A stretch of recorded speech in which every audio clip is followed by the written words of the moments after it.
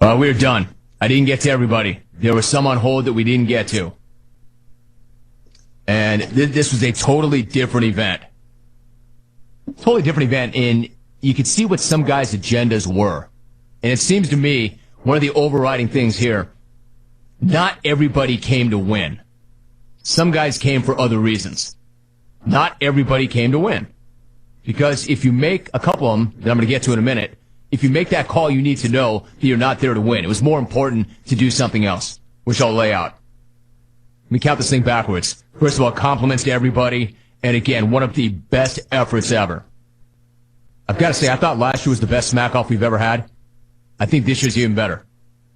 I know this. It's closer. It's tougher to call.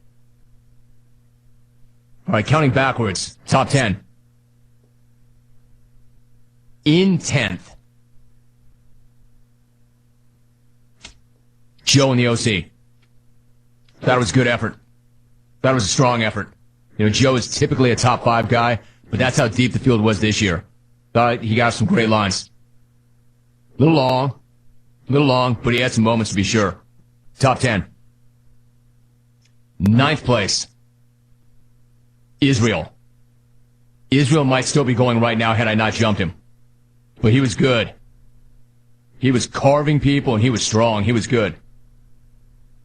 He went biblical, great orator. He was sermonizing. I felt you, Israel. 9th place. This guy I thought had a good showing. Surprised me a bit. I knew he could turn a phrase. I knew he had a line or two in him. I didn't know he had a whole smack-off calling him like this. Mike. San Diego. It's a good finish, Mike. Hit the board at number 8. You're in, Mike. See you next year. First Smackoff, top 8 finish. Number 7. The streak is over. He is no longer a back-to-back runner-up. Mike and Indy. Good phone call. Good moments. But it was a tough field. Tough year. Drops to number 7. Here's where things get very interesting. And I started to reference this, and I want to lay out why this guy finished in this spot. Finishing in the 6th spot is Jay Moore. Jay Moore, and it was a huge call. He was trending on Twitter. My feeling is Jay didn't come to win. Jay came to take care of some business. Jay came to get Vic. Jay wanted to square things up with Vic. Jay had something for Vic. I don't think Jay wanted to win. If Jay wanted to win, he would have spent 5 minutes trying to obliterate Vic.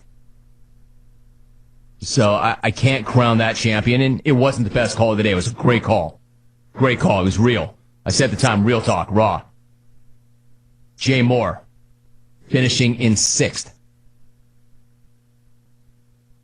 Finishing 5th. Dan in D.C., top 5. Came in 2nd, made a great call. So we're into the top 5 right now. Now you get to the top 4. Dan in D.C. is number 5. In 4th place, we will have a new champion. Vic. The reign is over after 1 year. Vic's call was cold-blooded. Vic's call, in a lot of ways, was chilling. I'll say it straight up. At some point, I thought to myself, somebody's got to step in and stop that fight. That was bad. I don't think Vic came to win. I think Vic came to get Jay. Jay came to get Vic. They came to go to war. It was vicious. That was a vicious call. I mean, that's not standard clone-on-clone crime. That was vicious.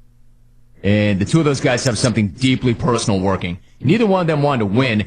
They were each coming for each other's heart. You got to want to win the thing. So Vic is 4th. Vicious call. That's a fight that I was looking to stop. Jay too, by the way. That's where those two finish. Which brings me now to the top 3. Finishing in 3rd place overall. He was looking to make it 3. Didn't get there. Iafrady, just short. Great phone call. Excellent phone call. Not good enough to finish this year. Which brings me to the last 2. The last 2. Stevie Carbone, Brad in Corona.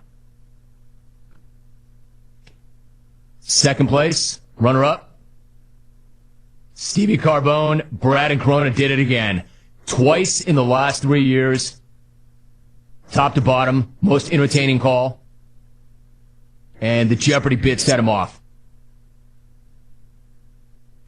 We go there right now. Quick moment with the champ. Brad in Corona. Brad, you did it again. Congrats. Jim Rome. Burn on me, Jim Rome. Burn on me. The Bloody Marys are flowing like wine. I called my shot. I knocked it out of the proverbial park. And no, Rome, seriously, though, thank you, buddy. Appreciate it. Brad, you earned it. Good job. I can't burn on you today. We have no TV show, but I'll be back next week. On Monday, I will certainly have your burn. Get the glossies ready. Send me your best picture, your best updated picture, and you make your choice, Brad. MMA, tailgate, it's up to you. Congratulations. That is twice in 3 years. Brad in Corona. I'm sure there's going to be controversy in that. There is every single year. Brad did enough. He got it done. But it was close. There's your top 10. Huge call today brought to you by Hannah, the new action thriller. Directed by Joe Wright, featuring the music.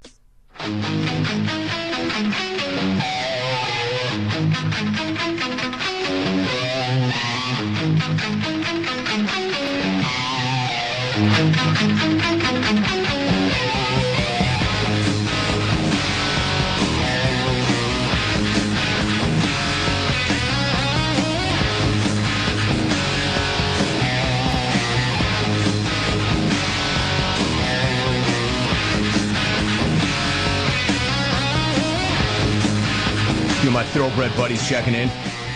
Smoking Joe Talamo sent me an email, quote, "The Smackoff is hilarious. See you in the paddock, Rome." Hey, Joe, I can't make it today. Big Gray, though, Power Series makes his U.S. debut. Go get it, Joe. Billy Koch, little red feather, hit me with a text. Quote, "Smackoff never ceases to amaze me. Who are these people? Good luck today. Will I see you tomorrow? BK, I'm gunning for tomorrow. Hope I can make it out tomorrow for Gallatin. We got to keep moving. We're not there yet. Some of the best are still out there. This guy won it all in 2009. Didn't fare as well last year. Trying to become a two-time champion. You have heard him talked about throughout the entire program. Let's go to Corona. Brad. One thing I want to say about that before I go to Brad, before I forget. There's two guys who I think want to close the show. The defending champ, Vic and NoCal. And I've got a feeling because I have not seen him yet. I think Doc Mike Totola's up to something. Mike, the defending champ has the right to close the show if he so desires. And I haven't seen Vic yet. Keep that in mind, Mike. If Vic wants that spot, he gets it. Let's go to Brad in Corona. Brad, what's up? Romy, what's going on, buddy? What's up, Brad? How are you? I'm good. Hey, idiots. It's hard to crack back on everyone when everyone's cracking on me. I don't have time for all you lames. Hey, Joe in the OC, give up the dream. Rome's not ever going to let you jockey one of his horses if you win this thing. And Iafredi, hey, thanks for calling. You sounded pretty excited. Make sure the orderly at the old folks' home changes your diaper now after that one. Rome, I'm not sure Iafredi understands the grand prize structure here, so let me explain it for him. Iafredi, UFC stands for Ultimate Fighting Championship. Not you fix my colitis, okay? Now go eat some applesauce, you old, repetitive bastard. I'd like to start, Rome, with a memo to all the losers like Mike and Indy with takes in their scripts today about how I don't have any sports takes in mine. I don't have any sports takes because I don't have my own sports talk radio show. This is the Jim Rome Show, you idiots. No one cares about my sports takes. No one cares about your sports takes. We're not that important. I've never woken up in the morning and gone, gee, I wonder what Mike and Indy has to say about the collective bargaining agreement. You know why? It's because I know the only collective bargaining agreement Mike and Indy's ever been a part of involved 4 of his buddies, a crack pipe, and a toothless prostitute at the Circus Casino Hotel in Las Vegas. The guy has no perspective, is what I'm trying to say, Romy, which is why I leave the sports takes to you, the guy with his own show. Hey, quick shout-out to Jay Moore. Jay, a lot of people are clowning you today. I'm here to help. I wrote a screenplay for you. It's based on actual events, and you're going to play the main character in this one. I know. I know, we're way outside your comfort zone already, but I'm not going to pay you anything either. So, right back into your wheelhouse there, Jay. Jay, you're going to play the role of Sean the Cablinasian Pendergast, a washed-up, 40-something, stretch-marked albino walrus and wannabe sports radio broadcaster. Again, not that big of a stretch for you. The title of the movie is 1 minute and 27 seconds. I don't want to give away spoilers, but the plot line basically involves your arm getting pinned beneath a rock during a horrible climbing accident.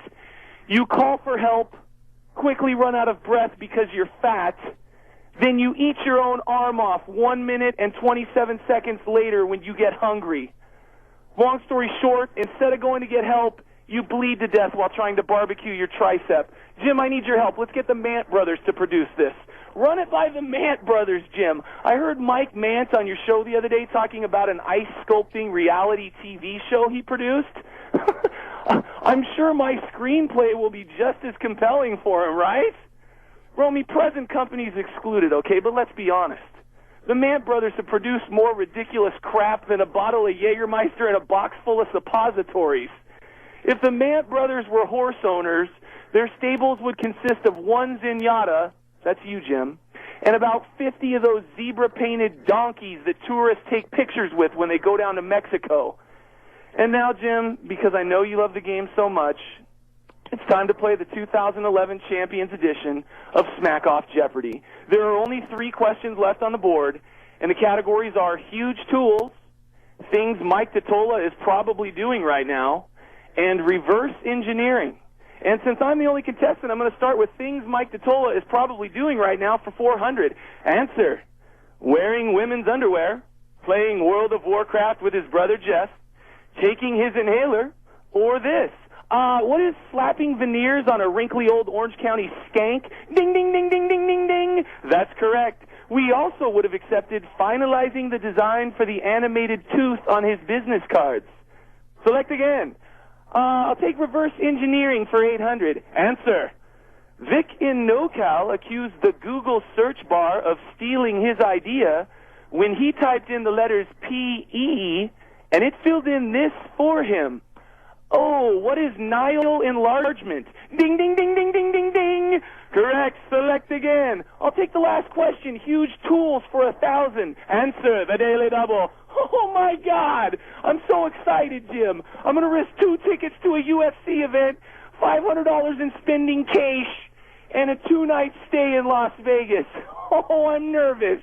And the answer is the Macarena, the Achy Breaky Shuffle, the Mullet, and Vic in NoCal. Oh, God. Oh, I know this one. What are things that some people thought were cool at one point, but now we can all unanimously agree that they suck?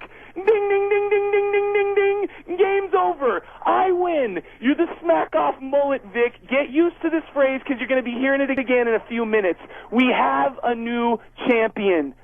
Now, Romy, if you'll excuse me, I got to go home and put some water in Vic in NoCal's mama's dish. Brad in Corona. He's won it once before. He's trying to make it 2 in 3 years. Now what? Now what? Let's keep moving.